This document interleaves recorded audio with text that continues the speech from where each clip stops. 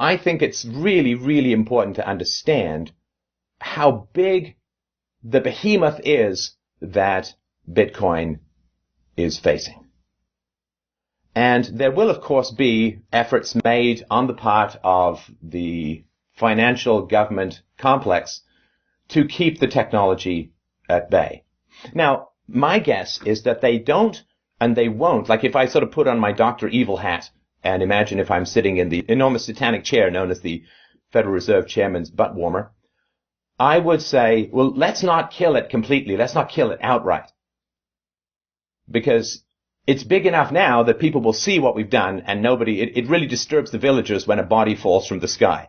So what they're going to try and do is they're just going to try and not take out the revving engine with an airstrike, but just throw little bits of sand in it, little bits of sand in it, little bits of sand in it, until most people find it too difficult and cumbersome to use and then say, well, it was an interesting idea, just didn't quite work out the way that people wanted. And I think that is the great danger.